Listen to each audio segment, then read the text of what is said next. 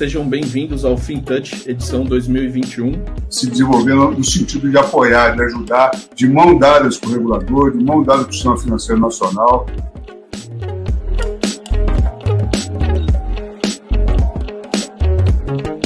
Olhando a parte de mercados emergentes, o Brasil foi o que teve a recuperação de PMI, ou seja, a parte de manufatura mais rápida. And I am an international spokesperson for the UK's financial and professional services. Responsabilidade social, diversidade e inclusão. Muita gente conhece a B3 como a Bolsa do Brasil, e efetivamente somos.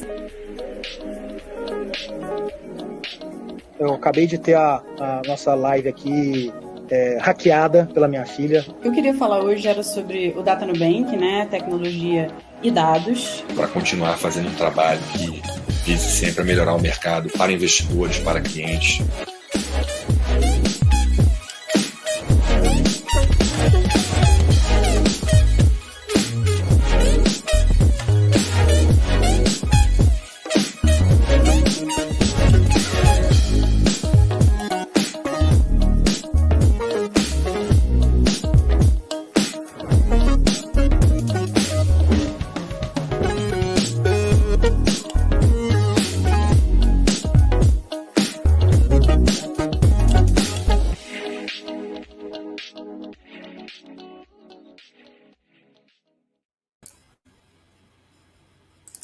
Olá, boa tarde, pessoal. Eu me chamo Mariane, eu sou da Bay Fintechs, que representa mais de 470 associados. Primeiro, eu gostaria de agradecer a presença de todos vocês, né, de quem está participando hoje, principalmente dos painelistas e dos nossos parceiros, que toparam compartilhar os seus conhecimentos, as experiências com todos nós, né? Então, antes de começar, eu só queria dar alguns recadinhos para vocês, tá? Aqui no menu à esquerda, vocês têm uma ferramenta de chat, e lá vocês poderão fazer as perguntas para os painelistas ou para os palestrantes através dessa ferramenta, tá?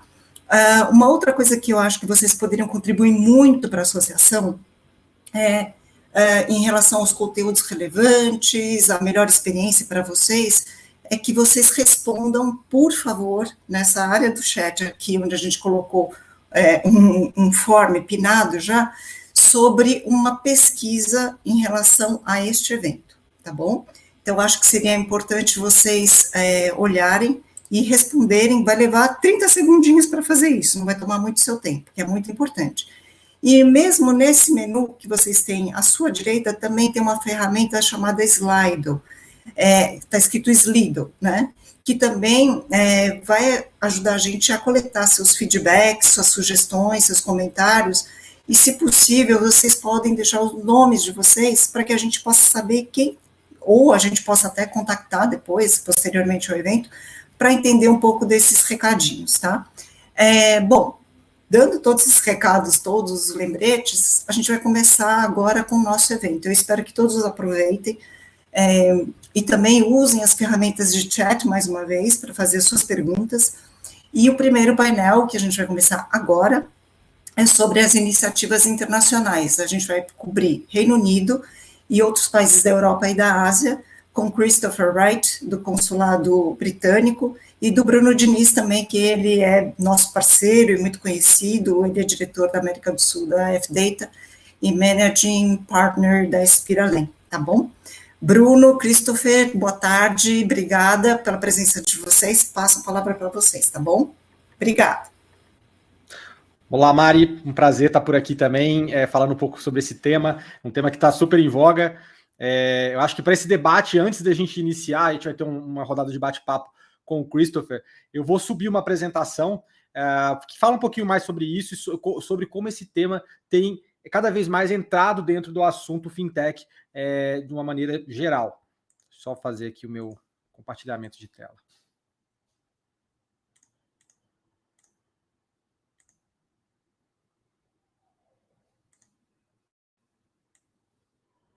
Consegue ver, Mari?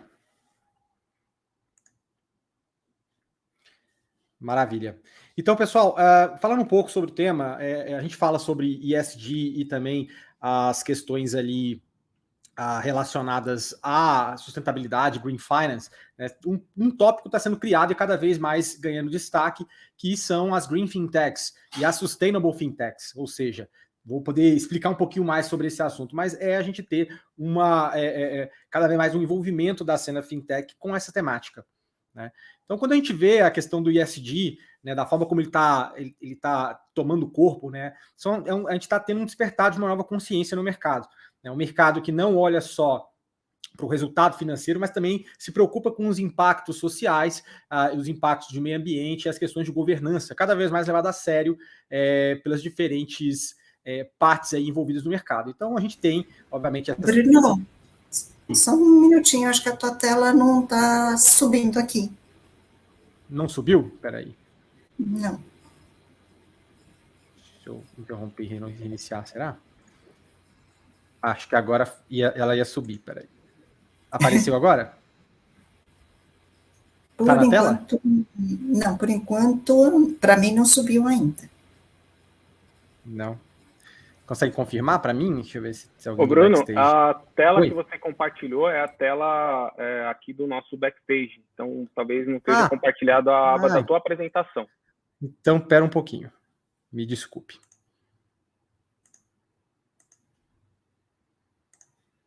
Vamos tentar de novo, pessoal.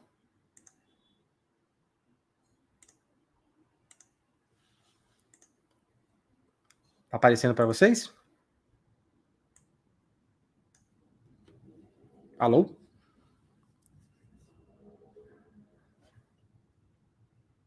Agora sim, Bruno. Agora apareceu? Isso. Perfeito, maravilha. Então vamos lá. Como eu vinha dizendo, pessoal, a gente está com essa pauta de ESG cada vez mais forte, né? Vale destrinchar aí a sigla para talvez quem não tenha conhecimento. A gente está falando de questões, né, environmental, social e governance, né? Então a gente está falando de questões ambientais, questões sociais e de governança, né? Esse é um tema que já está, de certa forma, também envolvendo o mercado investidor. A gente vê o próprio Larry Fink da BlackRock, né, que é o CEO da BlackRock, já há alguns anos fala sobre esse assunto. Ano passado ele fez uma carta reafirmando o compromisso da companhia com isso, e no ano de 2021 ele colocou de fato que questões ali, inclusive o momento que a gente teve de pandemia, né, criou aí um momento de crise, de certa forma existencial, que fez nos pensar da nossa fragilidade como humanidade, né, e de certa forma a gente também precisar tomar conta e olhar para outros aspectos, como é o caso do social e do ambiental, como eu falei para vocês. Outro investidor, o Ray Dalio, ele é da Bridgewater, né, e ele também tem falado bastante desses assuntos. Eles já colocaram, né, a própria gestora que vai fazer um alinhamento da seleção de ativos baseados nos objetivos de desenvolvimento sustentável da ONU. Então, esse também é um assunto que está entrando por outra casa grande, várias outras casas estão seguindo, né, de investimentos. A gente teve um evento que aconteceu esse ano mesmo, da XP Investimentos, então só focado em ESG, então temos aí outras instituições que estão olhando para isso. E a gente acaba vendo, né, derivando de tudo isso, algumas fintechs surgindo justamente para encontrar esses anseios do consumidor em relação às demandas da pauta de ESG, né? Então, aí a gente vê o nascimento das Green e das Sustainable Fintechs. A gente tem fintechs, Green Fintechs, que tem um objetivo mais B2C, né? Então, assim, você tentar trazer para o seu consumidor um alinhamento com essa questão, e outras voltadas ao B2B, né? Que é, de certa forma, fazer e ajudar com que as empresas possam cumprir essa agenda, né? Então, a gente tem os dois casos. Vale dizer que a maioria das iniciativas europeias nessa vertente, né, elas iniciaram após 2019. Isso é um dado da Deal Room, ela coloca isso. E a gente já tem alguns casos interessantes para falar, né? Dentre eles, um exemplo que quem já me ouviu falar, já viu em outras ocasiões, que é a Minimum. A Minimum é uma fintech britânica que ela tem esse objetivo, ela utiliza a tecnologia Open Banking para poder fazer monitoramento de pegadas de carbono, baseado nos dados, nas transações que a pessoa tem, e depois ela pode chegar e montar para a pessoa, ela entrega para a pessoa um relatório do que ela pode mudar nos hábitos do dia a dia para poder melhorar esse aspecto, como também entrega possibilidades e alternativas de investimento que tenham um offset, né, uma compensação da pegada de carbono. Então, ela tem essa possibilidade interessante é a utilização da infraestrutura do Open Banking britânica para isso. A gente também tem outros casos, tem a Bank, que é uma fintech holandesa, e ela é basicamente um neobank lá, e ela tem essa possibilidade de que você possa, além de compensar a pegada de carbono, você também possa, a cada transações que você realiza, ter um plantio de árvore para, de fato, também dar mais um incentivo em relação ao uso da plataforma orientado para esse viés. E nos casos do Brasil, a gente tem o caso da Moz Earth, que ela tem uma plataforma de crédito de carbono, ela tokeniza esses créditos e ela permite com que empresas e pessoas possam comprar isso em exchanges e também, no caso de empresas, poderem fazer a compensação dos créditos de carbono através da compra dos tokens dela. Né? A gente tem algumas atenções, uns pontos de atenção para poder falar a respeito desse assunto. Um deles, de fato, é o greenwashing, né? A gente tem falado, é um assunto que também acontece de muitas empresas que aparentam serem verdes, mas não são verdes, elas estão ali numa maquiagem. Eu acho que o mercado, para poder começar a expurgar esses players, ele precisa de começar a ter maneiras e critérios cada vez mais precisos para poder fazer essa medição e essa apuração, para a gente não ter casos como esse. Né? E tem um framework aqui que foi colocado pela consultoria Spark Change para poder ver se algum produto de fato é verde ou não. Né? Então, a primeira questão é a questão de mensurar, né? Se você consegue mensurar o quão é o impacto ambiental dessa solução, a questão de escalabilidade dessa solução, a qualidade, né? Se há expertise de fato dentro do que está sendo proposto. E também se tem ali uma velocidade de desenvolvimento, se a gente tem condição de ver os impactos acontecerem de fato ou não, ou se é só algo que é um pouco menos claro aí essa prerrogativa. Sobre alguns estudos de fora, a gente tem o exemplo suíço que eu gosto de trazer, e o professor Thomas Puschmann, ele é um professor que é amigo meu, ele tem desenvolvido muitas coisas nesse sentido, inclusive fazendo alguns materiais sobre o tema, né, sobre o Green Fintech. Vale dizer que a gente tem um campo muito novo e está se tornando um campo de estudo dentro do ambiente fintech, e existem várias terminologias que estão sendo usadas, desde Green Fintech, Green Financial Technology, Green Digital Finance, Climate Fintech ou Sustainable Fintech. Então, a gente tem várias nomenclaturas que estão sendo utilizadas nesse sentido. Né? Passando rapidamente aqui em benefício do tempo, né, a gente tem vários tipos de artigos científicos que estão sendo criados, desde fintechs relacionados ao meio ambiente, também a questão de como a tecnologia blockchain interage com tudo isso, caindo no caminho onde a Moz ela faz parte aqui no Brasil, dentre outros, internet das coisas, Smart City, né? Tudo como as fintechs se integram com esses assuntos para poder entregar essa premissa. E aí existem alguns potenciais de Green Fintechs e Insurtechs que vão desde do sistema financeiro por si só, e também os impactos econômicos que ela pode causar em diferentes setores, inclusive com interseção com outros setores. Falando sobre projetos pelo mundo, a gente tem um bem interessante acontecendo entre os Estados Unidos e a Suíça, né, na cooperação da Stanford University com a Universidade de Zurique, que é o Global Center for Sustainable Digital Finance, que é um think tank que está também se propondo a levantar várias dessas pautas, a cuidar da questão de mensuração desse aspecto, desse assunto, né, e todas essas iniciativas que a gente está vendo ao redor do mundo. Então, eles estão, de fato, abraçando essa vertical, nessa colaboração. E vale lembrar e vale falar também que a gente tem um caso específico na Suíça, que criou-se um grupo chamado Green Fintech Network, que está propondo várias questões, inclusive para iniciativas governamentais, questões para a sociedade. Eles estão levantando vários aspectos e colocando essa proposição também. Então, eles fizeram lá um encontro de diferentes entidades, né, desde associações a universidades, para poder tentar lidar com esse assunto. E eles elegeram aí alguns pilares, sendo eles fomentar o acesso a dados, cultivar novas startups dentro desse campo, promover acesso aos clientes, facilitar o acesso a capital e também impulsionar o ecossistema de inovação voltado para a Green FinTech. Eles condensaram isso num relatório que foi apresentado depois desses envolvimentos dessas diferentes entidades, e aí tem aqui um desdobramento de 16 steps que eles colocaram, tá, em cada um, não vou me estender neles, mas vale olhar. E olhando para o lado do Brasil, né, aqui no Brasil a gente também está tendo uma iniciativa parecida com essa, puxada pelo Lab da CVM, na verdade o Lab de Inovação Financeira, que é uma colaboração do BID, a BDE, CVM, a Cooperação Alemã e o GIS. Então a gente tem hoje aqui no Brasil também uma intenção, uma expectativa de criar um material, um entregável que seja uma colaboração de recomendações para setores públicos e privados para fomentar e desenvolver esse ecossistema, tá? A AB Fintechs, inclusive, tem envolvido muito com esse assunto, ela está participando, eu também, pessoalmente, participo dessa vertical dentro do Lab, que, além dessa vertical, também tem uma vertical de Green Finance mais ampla, né? E ali dentro a gente está, no momento atual, e a gente já fez alguns trabalhos, né? A gente já desenvolveu um pouco mais o conceito, mapeamos quem são, né? Estamos numa fase de mapeamento de quem são as Green Fintechs aqui do Brasil, que a AB Fintechs também ajudou muito. Já elaboramos um questionário que deve ser aplicado em breve, né? Então, para a gente poder levantar informação e dados suficientes sobre o setor, para podermos entregar depois e promovermos um relatório em cima disso e podemos fazer uma apresentação similar com aquilo que eu falei para vocês que aconteceu lá na Suíça da Green Fintech Network, né? Então, o Brasil tem um grande potencial nesse tema.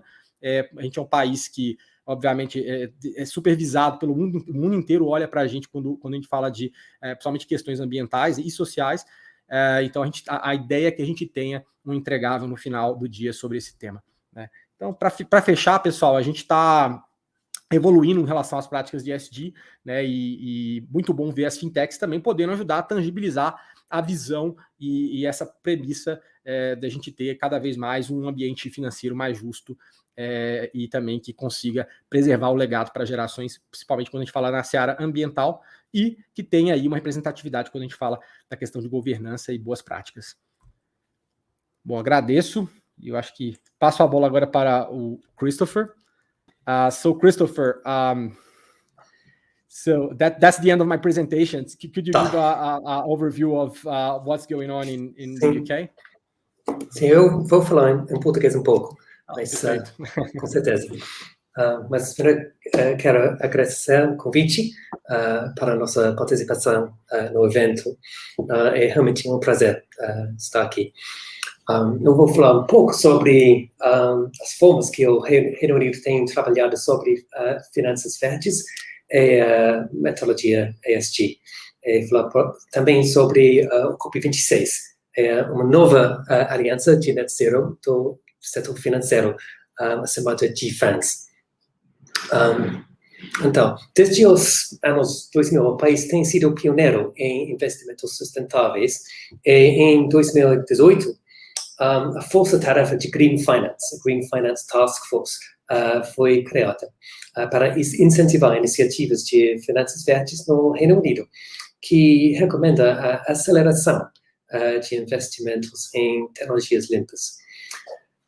E também o direcionamento de oferta e demanda para dívidas verdes, emissão de títulos verdes soberanos, entre outras iniciativas. E essa força-tarefa culminou com o lançamento do relatório de Green Finance Strategy e também o Green Finance Institute em 2019, que tem estado ao centro dos projetos de finanças sustentáveis aqui no Reino Unido. E em 2019, o Reino Unido foi o primeiro do G7 a passar leis sobre seus metas de neutralidade de carbono até 2050. E, ao final do ano passado, o ministro de Finanças, o Rishi Sunak, anunciou que o Reino Unido será o primeiro país do mundo a implementar regulação por todos os setores de nossa economia, para que os atores divulguem sua exposição financeira às mudanças climáticas. seguindo as recomendações do TCFD, da Task Force for Climate-Related Financial Disclosures. O Reino Unido, por meio dessas iniciativas, tem deixado claro que as questões climáticas e o desenvolvimento sustentável estão no centro das discussões e intenções de progresso do país, e que os investimentos privados e a sustentabilidade andarão juntos nos próximos anos. No Brasil também temos acompanhado o crescimento das discussões sobre a proteção ao meio ambiente e suas conexões com o mercado financeiro. Especialmente gostaria de celebrar o interesse dos reguladores brasileiros, como o BN, Banco Central, Societe Previc, em adotarem projetos e estratégias voltadas para finanças verdes por meio da adoção da metodologia ESG e as recomendações propostas pelo Institute for Financial Reporting Standards no âmbito do TCFD, a Task Force for Climate-Related Financial Disclosures. Mais recentemente também percebemos um crescimento nas discussões sobre mecanismos de mercado de carbono no Brasil por parte do Ministério da Economia e de outros agentes públicos e privados no país. Durante nosso diálogo econômico-financeiro, que é uma reunião ministerial que acontece anualmente entre os ministros de ambos os países, o assunto de finanças sustentáveis representou parte importante da reunião, confirmando uma tendência de aumento de visibilidade e importância do tema. Em nossa última reunião, ambos os países se comprometeram a trabalhar para uma retomada econômica limpa e sustentável após a crise gerada pelo Covid-19, por meio do compartilhamento de conhecimento e para a instalação de um mercado de carbono no Brasil, que vai incentivar o uso de metodologias sustentáveis de produção agrícola e muitas outras coisas na economia aqui. E também a rede diplomática do Reino Unido também mantém diálogos com países-chave para o desenvolvimento sustentável internacional, como a China, a Índia, a Indonésia, a Quênia e outros. Eu quero falar um pouco sobre a COP26 também. O final deste ano, o Reino Unido será a sede da COP26 em Glasgow. Esse fórum internacional tem ganhado cada vez mais relevância, assim como as questões climáticas em geral. O mundo entendeu que a mudança climática em curso pode trazer efeitos devastadores para as economias dos países, infelizmente afetando mais os países ainda em desenvolvimento. Mas mesmo com a reunião só acontecendo ao final do ano, já tivemos muito trabalho durante todo esse ano. E como a COP, o Reino Unido marca o fortalecimento da agenda climática e mostra a importância das discussões e mudanças de pensamento sobre o tema. Portanto, não somente neste ano, mas sim em todos os próximos, até que possamos atingir as metas de redução de emissão de carbono, trabalharemos para que possamos frear os impactos causados para as mudanças climáticas. E para que tenhamos um maior contato com todos os setores, diversas frentes de trabalho foram criadas, e uma especialmente para os serviços financeiros, lançadas por Mark Carney, o ex-presidente do Bank of England, e enviado especial das Nações Unidas para a ação climática e finanças. A COP Finance reúne as instituições financeiras e os governos em grupos de trabalho que estudam e propõem alternativas para providenciar investimentos para projetos que tenham como objetivo a adaptação de economias para uma trajetória mais sustentável. E o papel dos serviços financeiros nessa transição para uma economia limpa é essencial. especialmente porque alguns estudos mostram que 7 trilhões de dólares por ano serão necessários para que os países possam atingir suas metas de redução de carbono. E a estrutura das campanhas da COP dá especial atenção à COP Finance, uma vez que os investimentos verdes estão conectados a todos e outros setores que serão peças-chave para a transição à economia. E o objetivo da campanha é criar um modelo que aborde questões climáticas em todas as decisões de investimentos realizadas. É uma correta estrutura de relatórios, também o gerenciamento de riscos e retornos serão inseridos nas considerações de investimentos e auxiliarão na transição econômica. Foi entendido que somente vamos atingir as metas de neutralidade de carbono se todas as empresas, bancos, seguradoras e investidores remodelar seus negócios visando um mundo de baixo carbono. O mercado financeiro tem se mostrado muito demandante por divulgações de relatórios de sustentabilidade e por um gerenciamento ativo de riscos e oportunidades climáticas. E nesse cenário, os investimentos privados estão inseridos em um lugar de destaque que auxiliarão a intensificar a transição econômica, ao mesmo tempo que poderão se adiantar em tendências para o futuro, minimizando seus custos e tornando a mudança mais suave. Nossa rede aqui no Brasil, nossa rede diplomática, tem trabalhado em conjunto com os reguladores do mercado financeiro e bancos de desenvolvimento para que as recomendações internacionais presentes no Task Force for Climate-Related Financial Disclosures e que os critérios ESG sejam implementados e façam parte da rotina do governo e das empresas, segundo a onda internacional de economias verdes e sustentáveis. Eu quero falar também um pouco sobre essa nova aliança financeira lançada nos últimos meses, que traz iniciativas de financiamento de neutralidade de carbono futuros ou já existentes em um único fórum global estratégico, que é o Glasgow Financial Alliance for Net Zero, com a sigla de GFANZ. Eu acho que a minha equipe vai colocar um link para que vocês possam saber mais sobre o GFANZ.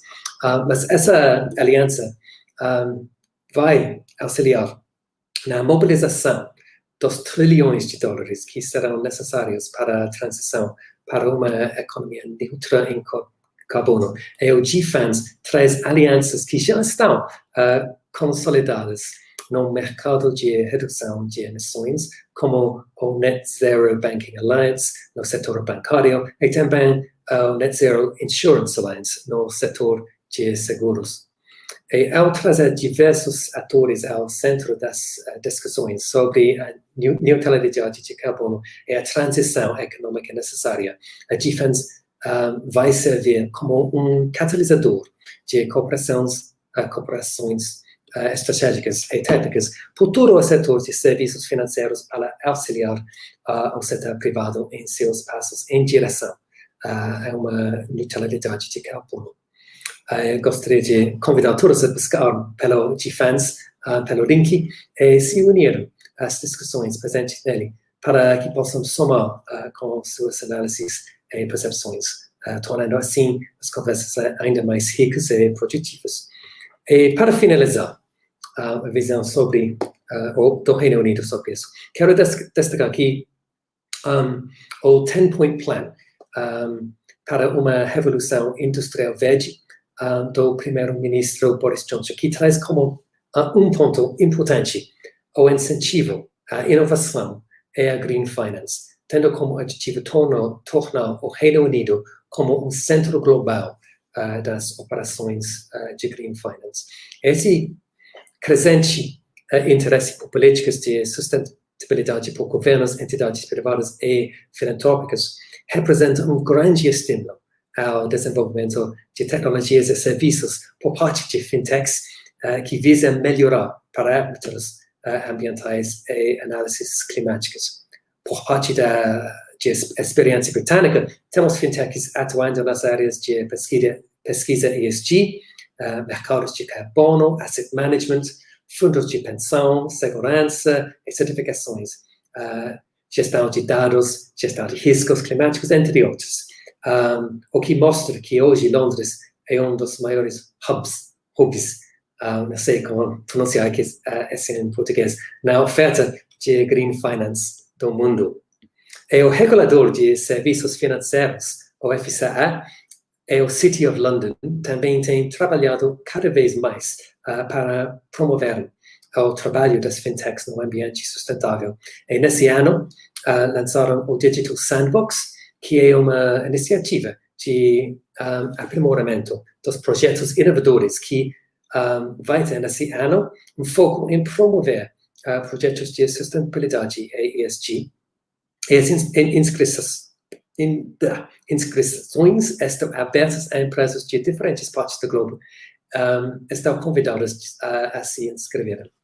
Em outubro, o evento de Innovate Finance vai ter como tema o poder das fintechs em criar um mundo mais sustentável e inclusivo a todos.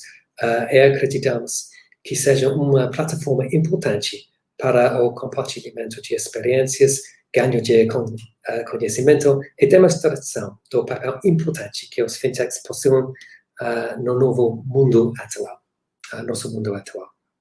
E acreditamos que essa nova onda verde, que tem crescido cada vez mais nos últimos anos, pode ajudar as fintechs brasileiras que começaram a trabalhar nesse assunto hoje para colhermos seus frutos em um futuro próximo mais verde. Então, agradeço a atenção de todos durante minha fala e vou passar a bola para você, o Bruno. Obrigado, Christopher. Mariana, acredito que talvez tenhamos perguntas. Eu não sei se a gente tem tempo também para as perguntas. Consegue passar para a gente? Por enquanto, não, Bruno. Eu acho que eu não estou vendo nenhuma pergunta aqui feita, mas uma coisa aqui que eu recebi aqui no meu WhatsApp, se sua apresentação vai estar disponível. Eu não sei se você pode ou não disponibilizar, porque, afinal, né, são dados até das suas apresentações, né, para a CVM e tudo mais. Então, é uma pergunta que eu recebi aqui. Bacana, depois a gente manda por e-mail. Pode fazer, Christopher. Eu tenho uma pergunta para você, se possível. Pode falar um pouco mais sobre quais são as perspectivas para Green Fintechs aqui no Brasil? Por exemplo, para empresas já estabelecidas em outros mercados, como a Britânica Minimum, que você falou sobre na sua apresentação. Legal. Um dos resultados da pesquisa que está sendo feita, acho que é um levantamento, inclusive, que a própria BFintex fez com a base, né, o Walter ali, que trabalha aí com vocês da BFintex, ele levantou, fez esse data mining, disse que uma boa parte do que a gente tem aqui no mercado fintech brasileiro diz respeito às agfintechs. Então, a gente tem as agfintechs que já lidam com o mercado agrícola e que estão desenvolvendo soluções de sustentabilidade, sustainable, né? Então, assim, ou agindo de forma sustainable. Então, a diferença que a gente vê de outros lugares do mundo, na realidade suíça que eu citei, para vocês, não temos muitas agfintechs, né? Até por causa da geografia suíça. Mas olhando aqui para a realidade brasileira, as agfintechs são um grupo ali interessante que está orientado para questões de sustainability, né? Então a gente tem essa diferença. E aqui no Brasil existem muito potencial para esse crescimento, né? Dado que o país ele tem a extensão que tem e tem também toda a questão ambiental para ser resolvida. E, obviamente, a pauta, o mundo inteiro olha para essa pauta quando a gente fala de Brasil também. Bom, obrigado, interessante. Maravilha. Mari, tem alguma pergunta? Eu acho que não, Bruno, mas a gente já está um pouquinho, né? No tempo aqui. É avançado, porque a gente tem vários temas ainda, a gente tem mais um outro painel, e então eu queria te agradecer muito, Bruno, pela contribuição no evento, fora do evento, sempre com a gente aqui na BFintex, ao Christopher, a Isa também, né, do consulado, que a gente tem bastante contato, e a gente vai passar para o próximo painel, até fazendo um link de tudo isso que vocês falaram, né, a gente tem um painel que a gente vai falar das fintechs ESGs e Green, a gente vai ter o painel regulatório, a gente vai ter vários outros assuntos relacionados que vocês cobriram. E o próximo painel é justamente sobre isso, são as iniciativas regulatórias, que a gente tem o Banco Central e a CVM falando aqui com a gente também, com moderação do Felipe da VBSO, tá bom? Eu acho que eles podem já entrar no palco, quero agradecer bastante, Bruno e Christopher, pela ajuda, pela contribuição aí das informações, tá bom? Muito obrigada, pessoal. Forte abraço, ótimo evento para todos. Tchau, tchau. Obrigada. A gente vai começar aqui. Oi, Felipe, boa tarde. Olá, tudo bem? Boa tarde, Mariane, como vai? Tudo bem? Tudo bem, tudo bem. Agora a gente tem mais duas outras pessoas entrando aqui, a Daniela e o Ricardo. A Daniela da CVM. Oi, Daniela, tudo bem? Oi, Ricardo, boa tarde, tudo bem, pessoal? Pessoal. Tudo bem? Vocês Tudo me bem, ouvem?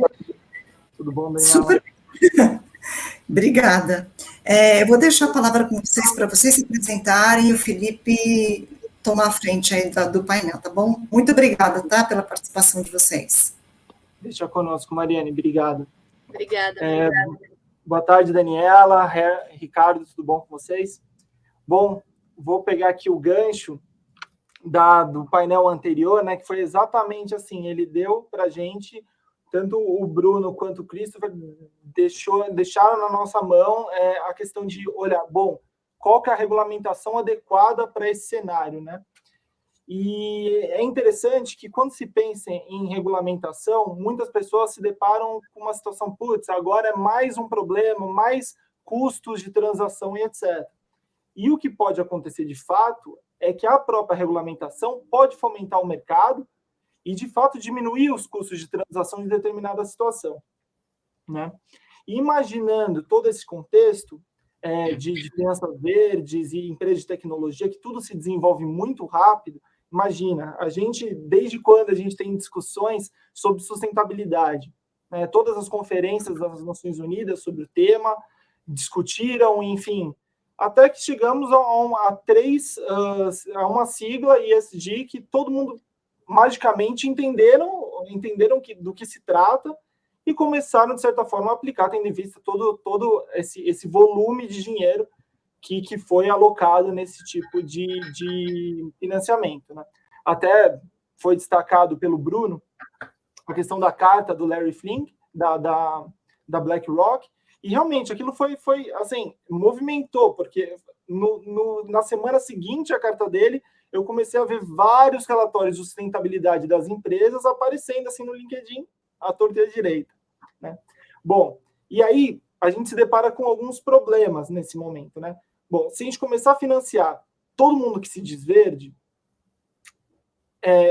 em algum momento essa questão vai sumir, o financiamento verde vai sumir porque vai se tratar apenas de um problema de imagem, uma relação de imagem que pode ser falsa. E aí, nisso, começaram a aparecer as iniciativas de taxonomia, critérios ali para avaliar essas situações. Então, a gente tem a taxonomia no âmbito da CBI, que é privada, e temos alguns países que já têm framework e tem taxonomias próprias, trazendo ali critérios mínimos. Bom, nessa atuada de regulamentação, de responsividade dos órgãos regulamentadores da atividade no país, né? Eu gostaria de passar, então, a palavra primeiro para o Ricardo, discutir um pouco quais são as iniciativas que vêm sendo tomadas no âmbito regulatório do Banco Central, né? Eu sei que tem aqui a agenda do Bacen para finanças verdes, a gente tem aí uma discussão sobre redirecionamento de crédito rural. Enfim, queria que você trouxesse para a gente aqui em que momento estamos. Obrigado, Felipe. Primeiramente, boa tarde, né? Boa tarde para você, boa tarde, Daniela. Agradecer aqui o convite por participar desse evento, a oportunidade de falar um pouco o que o Banco Central tem feito dentro dessa agenda de sustentabilidade. Eu vou falar aqui rapidamente, vou abordar na minha fala um pouco a importância aí dessa agenda para o Banco Central, vou falar um pouco das nossas iniciativas regulatórias. Afinal, né, o que o Banco Central tem a ver com sustentabilidade? Acho que essa é uma pergunta pertinente e acho que uma das primeiras vozes da comunidade de bancos centrais a chamar a atenção para essa questão da relevância dos riscos climáticos no sistema financeiro foi exatamente o Mark Carney, né, que na época era presidente do Bank of England, que o Wright comentou agora há pouco. Em 2015, ele fez um discurso, hoje até famoso, lá na sede de Londres, da tradicional seguradora Lloyds, alertando para a relevância dos riscos climáticos para a estabilidade financeira. E esse discurso, no primeiro momento, não foi nada bem recebido. Até um grande jornal britânico fez até uma dura crítica questionando se era papel do banco se preocupar com o tema da mudança climática. Não satisfeito, até no dia seguinte ainda soltou um Twitter irônico sugerindo que o Bank of England também talvez devesse se envolver com o tema da guerra da Síria. Mas aos poucos e alguns poucos anos depois essa visão tem mudado, né? Mudou drasticamente. Acho que a partir de em 2017 foi fundado o NGFS, que é o Network for Greening the Financial System, que é hoje um grupo de bancos centrais aí focado, né, em discutir os impactos da mudança climática no sistema financeiro global. E para dar uma ideia da evolução disso, inicialmente eram 8 membros aí que correspondiam a em torno de 30% das emissões globais, e hoje já são mais de 90 bancos centrais, supervisores aí do mundo inteiro, representando mais de 80% das emissões, inclusive o Banco Central do Brasil faz parte desse grupo.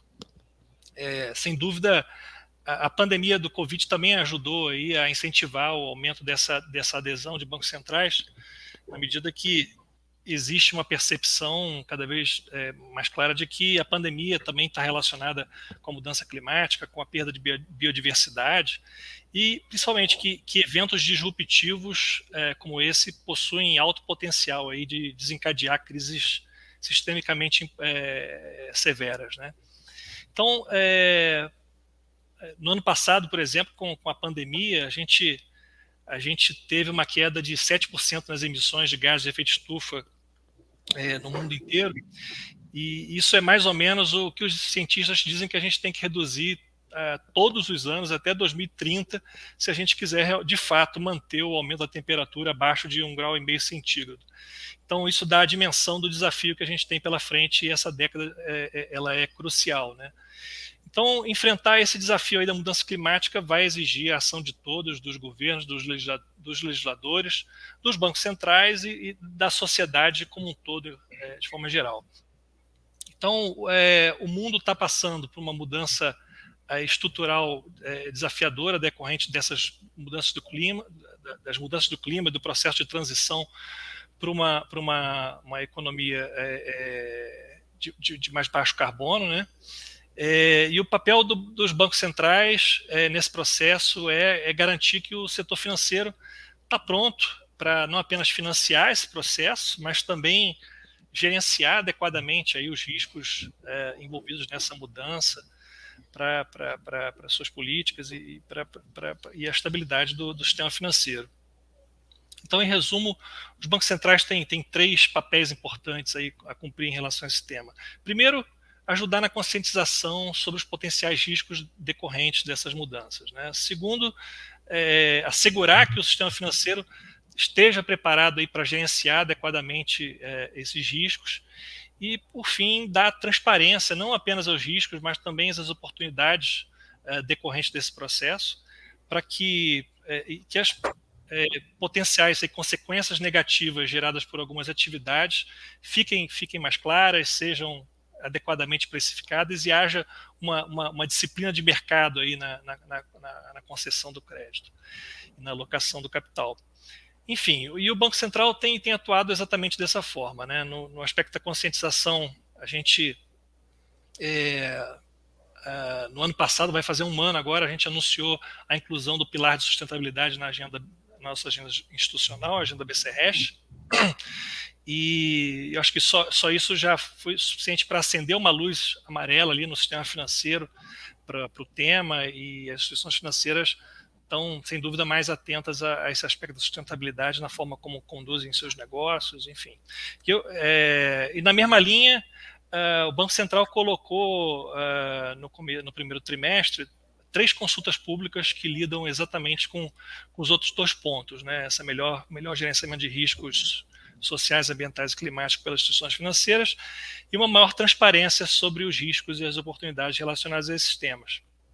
Então, voltando um pouco atrás, foi em 2014 a gente teve um marco histórico em termos de regulação ESG no Brasil, com a publicação de uma resolução lá do Conselho Monetário Nacional, a 4327, e o Banco Central teve um papel aí pioneiro entre os bancos centrais. Essa norma, ela determinava basicamente para as instituições financeiras um gerenciamento do risco socioambiental e o estabelecimento da sua própria política de responsabilidade socioambiental, né?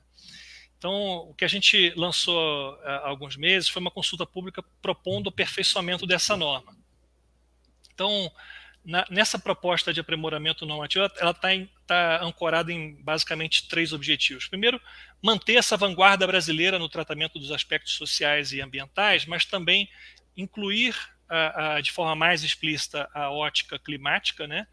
E trazer uma série de aprimoramentos conceituais e aperfeiçoamentos de alguns requisitos, né?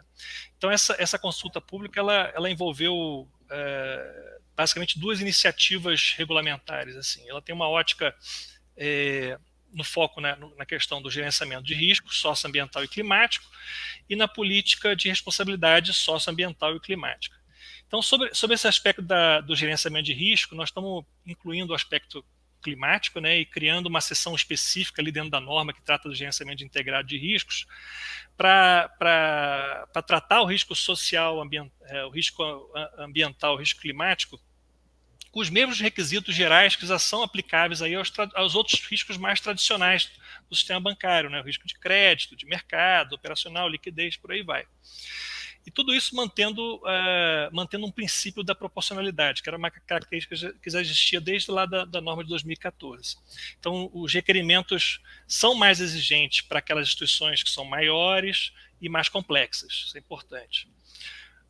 No aspecto da política de responsabilidade socioambiental e climática, óbvio, a principal novidade é a inclusão desse aspecto climático, mas também uma redefinição de conceitos, uma maior clareza dos requerimentos e fortalecimento das atribuições de cada ente da estrutura de governança da instituição.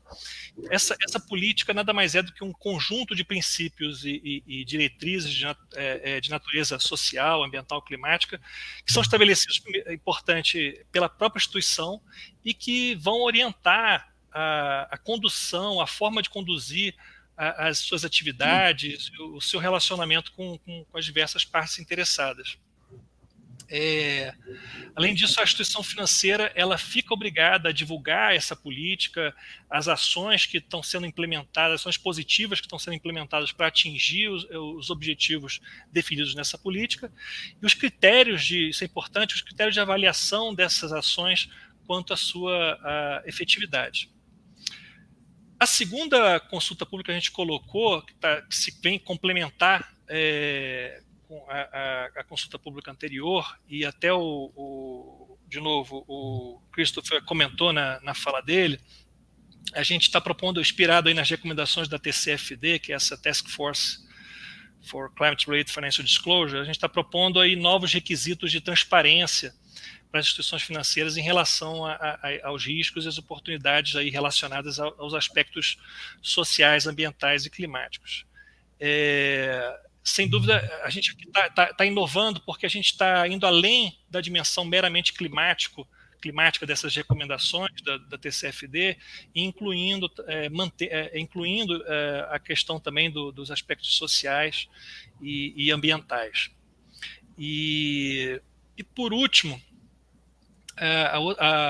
outra consulta pública relacionada a gente está trabalhando uma consulta pública relacionada à inclusão de critérios de sustentabilidade no crédito rural, né? Esse projeto é talvez o mais dos mais inovadores aí que o Banco Central está trabalhando ultimamente, um dos mais interessantes, aí, até pelo seu potencial disruptivo, né? Ele envolve tecnologia, uso de imagens de satélite, conexão com diferentes bases de dados governamentais e privadas, enfim. Então, mas para dar uma dimensão, para um melhor entendimento do que a gente está propondo, eu tenho que explicar um pouco como é que funciona um outro sistema que a gente tem no Banco Central, que é o SICOR. O SICOR é um sistema do Banco Central onde hoje são registradas todas as operações de crédito rural que são concedidas pelos bancos no Brasil. Então, em tese, nenhum recurso pode ser entregue ao produtor rural pelo banco quando ele concede um crédito rural, se antes não for registrado nesse sistema. Então, para dar alguns números, assim, são contratadas mais de 2 milhões de operações todo ano, um estoque aí de mais de 180 bilhões de reais.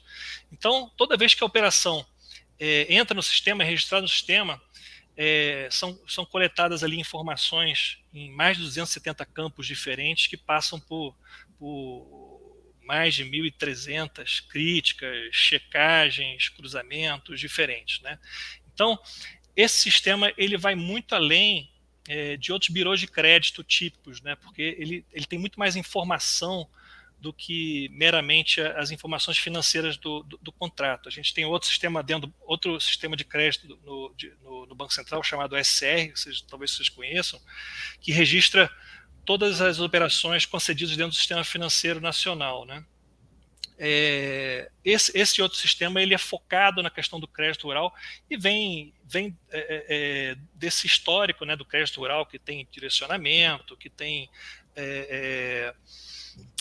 subsídio governamental, por aí vai. Então ele tem um nível de detalhamento muito maior, ele tem dados sobre o tipo de cultura que está sendo financiada, as técnicas de plantio que estão sendo utilizadas, o sistema de produção, e o mais importante, ele tem a coordenada geodésica da lavoura que está sendo financiada.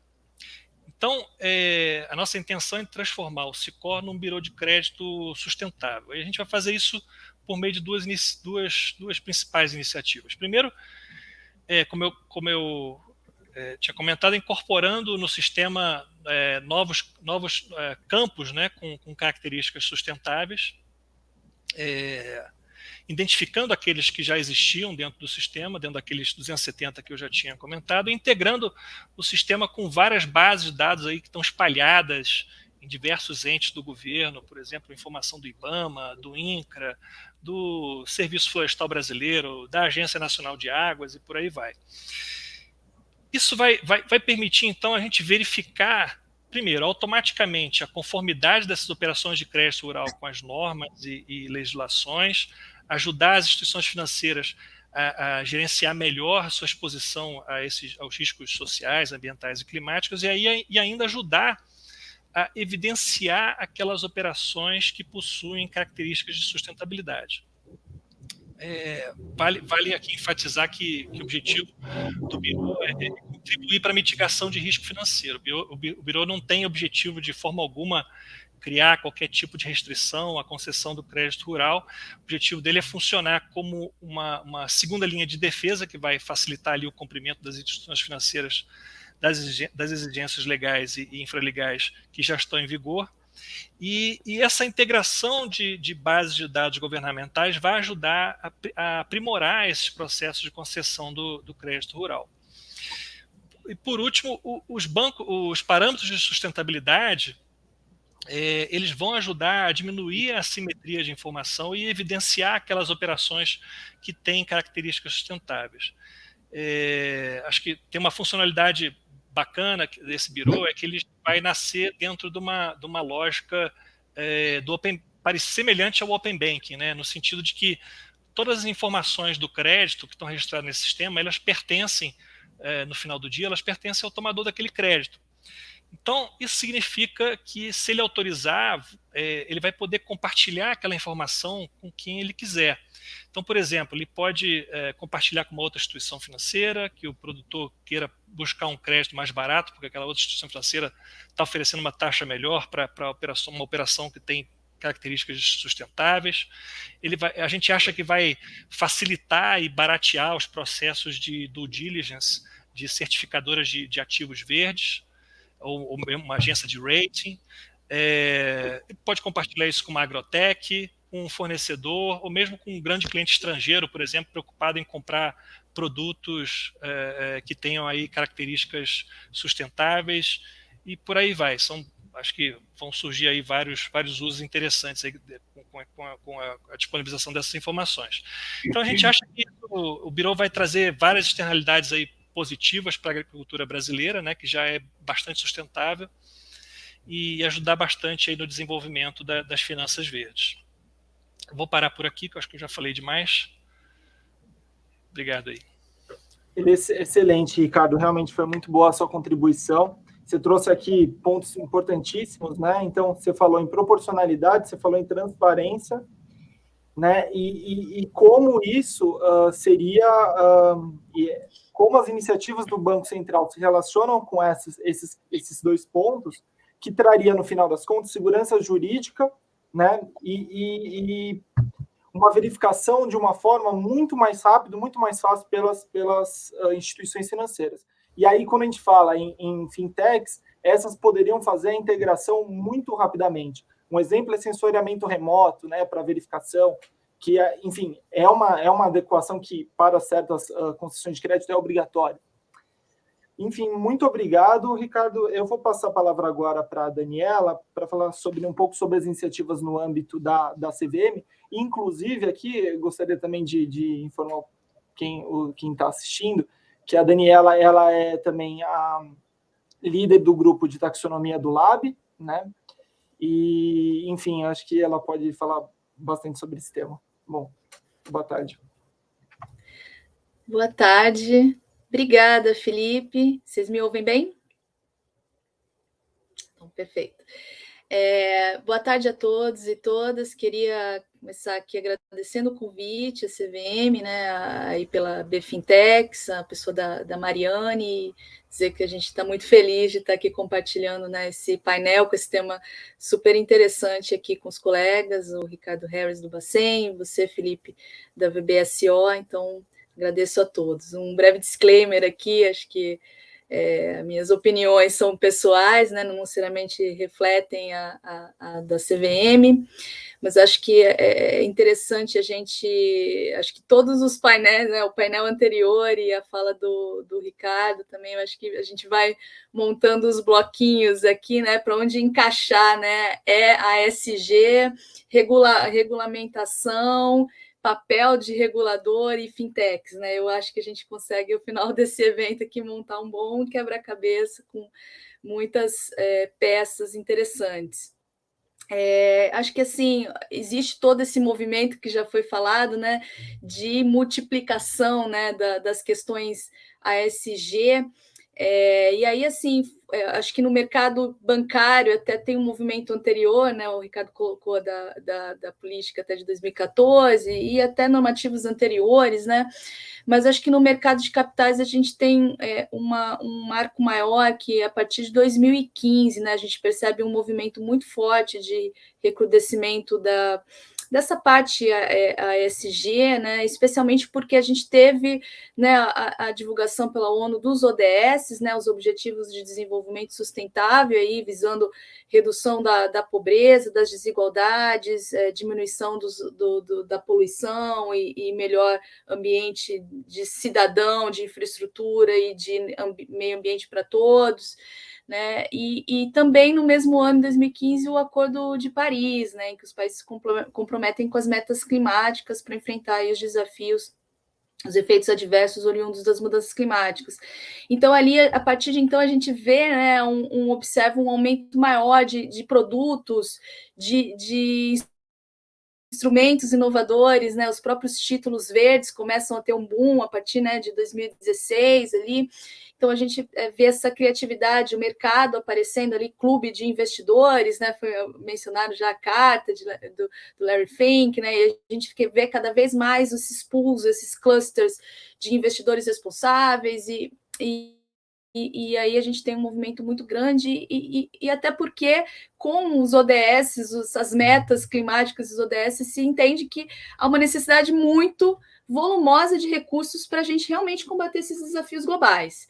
Então, assim, não vai ser só recurso público, não vai ser só o privado, é uma concertação de esforços mesmos, e não vai ser só, né, empresas, vão ser também as instituições financeiras e as entidades públicas, e entram os reguladores, e entram as startups, e aí vem o movimento todo das fintechs também, que tem esse viés muito forte de conjugar a inovação com a parte de solução financeira, que é algo essencial para a gente atingir, então, com maior eficiência, acesso, né, a todos para que alcancem as metas ODS e climáticas. Então, acho que, sim, o contexto é um pouco esse, aí eu queria falar um pouquinho das iniciativas que a gente tem trabalhado para entender o papel do regulador de mercado, nesse caso a CVM, né, como a gente tem trabalhado as iniciativas ESG, dar um panorama para vocês, né, além da parte de educação financeira, que já é uma atividade fim, nossa, há muito tempo que já se trabalha até com hub de fintech, pesquisas nisso.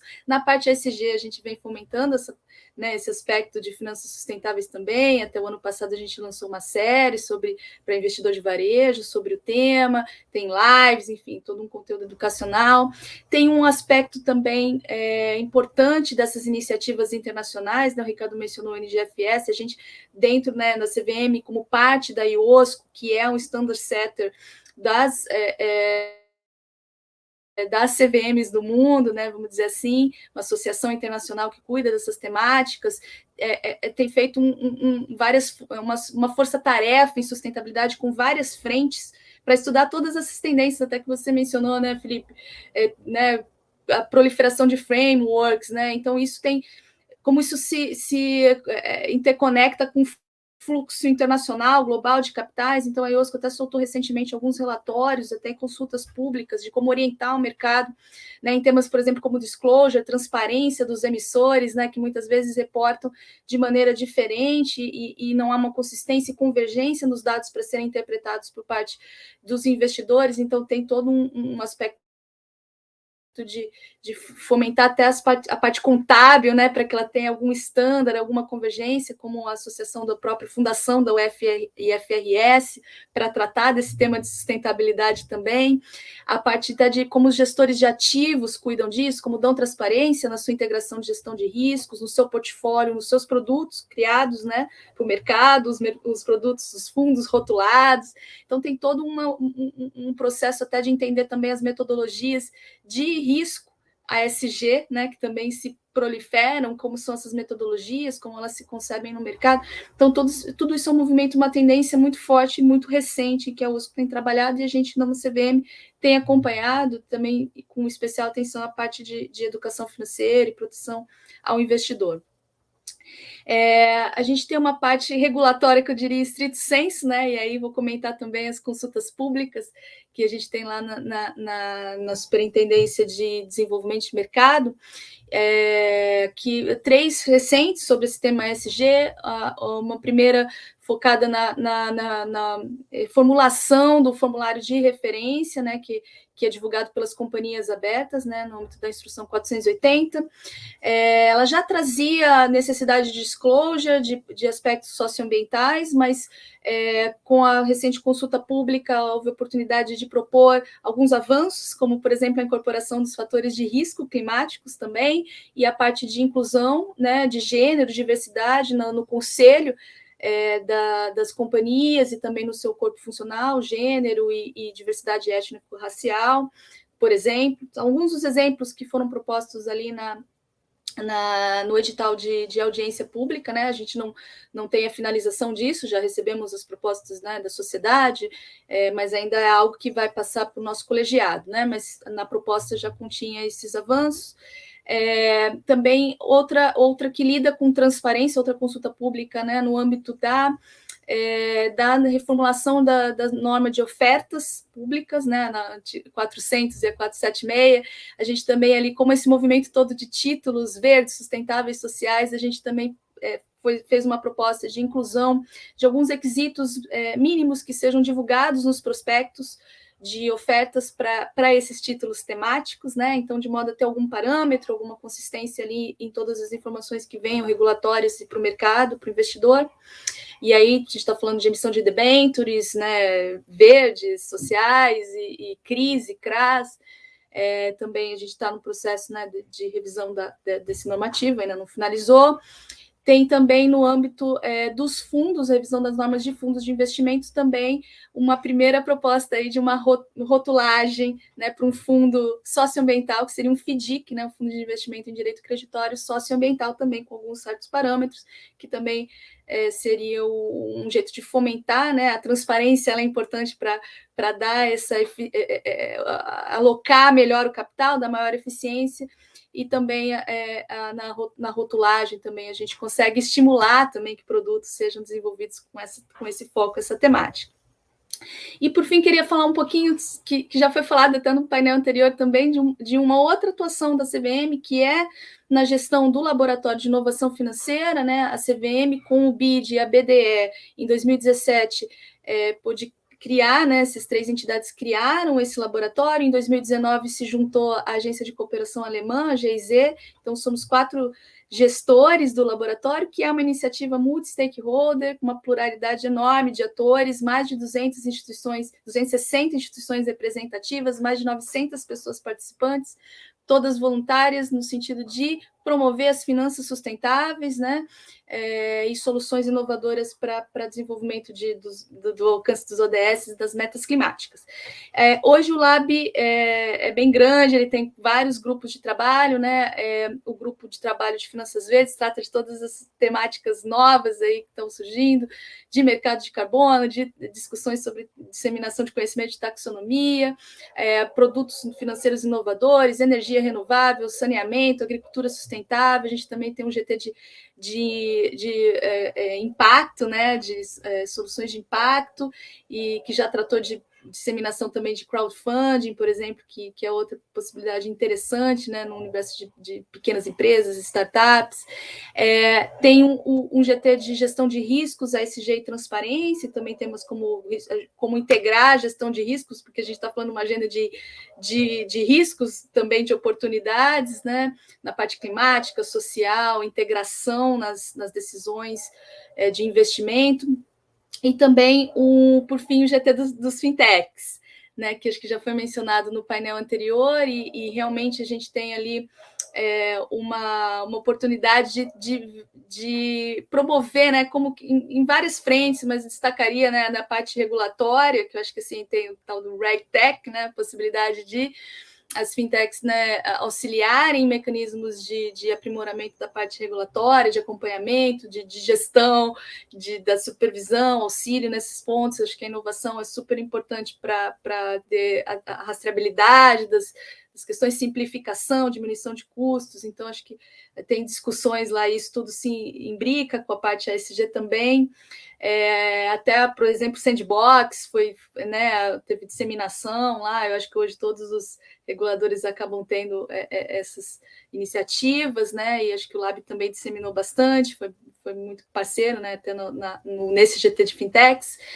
E também a parte de fomento de ecossistema, né? E aí acho que a gente tem, até já foi mencionado anterior, a gente tem justamente hoje fazendo um levantamento para entender quais são as fintechs com esse realmente propósito, né, de sustentabilidade, fazendo questionário, para que realmente a gente entenda onde estão os gargalos, né, onde estão as dificuldades e necessidade, eventualmente, de alguma regulação. Então, esses mecanismos todos estão em desenvolvimento. E, por exemplo, a parte aí já na parte regulatória também, tokenização, né, de ativos que podem se consubstanciar em ofertas, aí pensar nisso e conectado, por exemplo, com emissões de títulos, por que não, né? Então, tem alguns estudos em desenvolvimento muito interessantes que eu acho que conversam com tudo que se fala antes no Lab, né, todos os outros temas, né, produtos financeiros, todos os outros GTs, inclusive, e mostra a variabilidade e a possibilidade incrível que tem das fintechs, né, darem apoio a todas essas frentes regulatórias e de promoção efetiva aí da sustentabilidade, sempre com esse viés, né, de inovação, redução de custos, rastreabilidade e acesso, né, acesso a capital para alcance dos objetivos socioambientais. Acho que é um pouco isso que eu queria passar, assim, de maneira geral. Agradeço a atenção e fico à disposição para complementações e perguntas. Obrigada. Muito bom, Dani.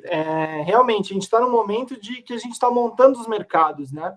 E aí é a regulamentação, é o regulamentador, olhando para essa autorregulamentação, né, da iniciativa privada, que a gente já tem um exemplo, que é o Código de Melhores Práticas da Ambima, que super conversa com as normativas da CVM, e inclusive o mercado adere a elas, né? E, assim, nesse momento que a gente pode ter um risco de multiplicidade de taxonomias, a gente corre um risco de, eventualmente, uma taxonomia não ser aceita para um offset em algum outro contexto. Então, sim, é fundamental, realmente, a regulamentação dos reguladores para dar essa segurança jurídica para o mercado. É bom para o próprio mercado, né? E, nesse sentido, você comentou sobre tokens. A gente pode até imaginar a venda dos tokens como recebíveis para o lastro de determinada oferta pública, de determinado papel, né? Então, sempre é muito importante esse diálogo constante entre iniciativa privada, regulamentadores e aqueles também que desenvolvem associações, etc., sociedade civil em geral. Então, excelente. Muito obrigado. Eu só tenho aqui uma pergunta que eu gostaria de compartilhar com vocês antes de terminarmos, que é a seguinte: vocês enxergam a possibilidade de acesso a linhas mais baratas para agri fintechs voltadas para a redução de emissão de carbono e biodiversidade? Imagino que aqui seria um financiamento que tem aí um rebate, né, na questão dos juros, né? E aí acho que essa pergunta pode, acho que tanto a Daniela quanto o Ricardo podem responder. Quer começar, Daniela? Vai lá. Olha, acho que está tratando mais de financiamento, né? Mas a gente vê essas discussões, sim, até no desenvolvimento do laboratório, né? Porque o laboratório tem, né, desde banco a escritórios, né? Como o Felipe participa, o Bacin também está lá. Então, assim, realmente a gente tem muitas dessas discussões de estimular essas possibilidades, entender, né? Como acontece, a gente vê aí já, né, algumas reportagens já saindo de algumas instituições financeiras, até, né, de desenvolvimento, já com algumas metas alinhadas, né, a parte de sustentabilidade para algumas companhias, de modo a pensar, trazer a redução dos juros. E até instrumentos de mercado que a gente vê também, o Sustainability Linked Loans, né, com metas atreladas a governanças da empresa, a sustentabilidade, de modo que possam, sim, conseguir, né, uma melhor atratividade em termos econômicos. Bom, eu concordo com a Daniela. Eu acho que só essa movimentação dos reguladores no sentido de, primeiro, trazer um melhor gerenciamento desses riscos, precificação desses riscos dentro da carteira dos bancos, na medida que você obriga os bancos também a dar mais transparência a esses riscos dentro das carteiras de crédito, na medida que você olha os bancos firmando compromissos de carbono zero para 2030, 2050, enfim, na medida que você vê os investidores, a demanda dos investidores por ativos relacionados a essa temática de sustentabilidade, eu acho que é bem razoável você esperar que em algum momento os bancos vão priorizar, buscar ter mais ativos sustentáveis, verdes, enfim, dentro das suas carteiras, e isso vai de alguma forma se refletir no preço das operações, né? Eu acho que você olha, por exemplo, o crescimento das emissões aí de títulos sustentáveis nos últimos anos, e esse ano em particular, você vê uma tendência nítida, crescente, de forma consistente. Já se fala esse ano já em fechar em mais de 650 bilhões de dólares em ativos verdes sustentáveis. Então, acho que a demanda para esse tipo de ativo está bastante grande. Eu acho que a questão colocada aqui de redução de emissão de carbono, biodiversidade, são questões cruciais e que eu acho que isso vai, de alguma forma, se refletir no preço das operações em algum momento, dada o quão aquecido está a demanda dos investidores, das instituições, por ativos desse tipo.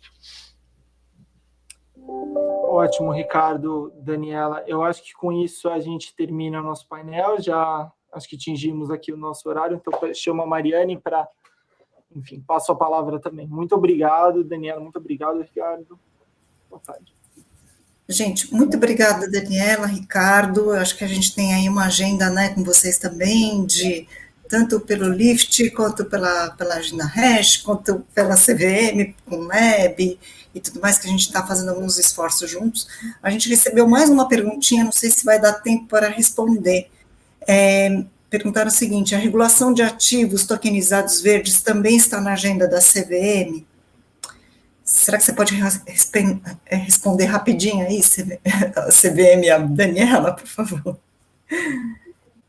Olha, na verdade, não sei te responder essa pergunta. O que a gente tem publicamente, a agenda regulatória foi publicada esse ano, né? Então, acho que, enfim, que eu me lembre, não tem esse aspecto, mas, enfim, acho que isso é uma resposta de outra superintendência e eu não me sinto confortável de falar, porque realmente não sei. Não tem problema, gente. A gente pode até tentar pegar o nome da pessoa e responder depois, isso não tem problema. Eu quero agradecer vocês. Só um minutinho, Felipe, tem uma outra coisinha. A gente vai ter um painel agora, a gente vai terminar a gente vai dividir em 3 salas diferentes, que estão disponíveis ali no menu à esquerda de vocês, chamado Sessões. E uma delas, a gente vai ter de Green Bonds, que vai ter B3, BTG, né? E depois a gente vai ter também uma parte de fintechs, que é Green Finance e ESGs. Então, a gente também pode levar algumas perguntas que vocês tenham aqui nesse chat para dentro desse painel aqui também, tá? E no dia 28 de setembro, a gente vai fazer um evento falando deste GT, do GT que está relacionado a agro, dentro da BFintex, para todo o público, o que a gente tem feito em relação a este movimento, tá? Que a Mariana Bonora, que é uma das diretoras e que lidera essa parte de agro, também vai estar presente, tá? Então, desculpa, pessoal, que eu acho que eu pulei um pouco aqui o tempo, mas eu queria agradecer muito, Ricardo e Daniela, pela sua presença, e Felipe, pela sua ajuda aí na moderação, tá bom? Ótimo. A gente se vê agora nas outras sessões, que é só entrar ali no menu da esquerda, tá bom? Obrigada, pessoal. Obrigado, tchau. Pessoal. Muito obrigada, abraço. Tchau, tchau.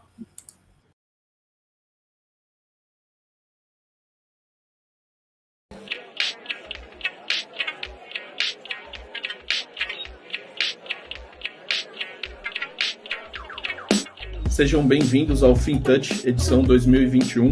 Se desenvolvendo no sentido de apoiar, de ajudar, de mão dadas com o regulador, de mão dadas com o Sistema Financeiro Nacional.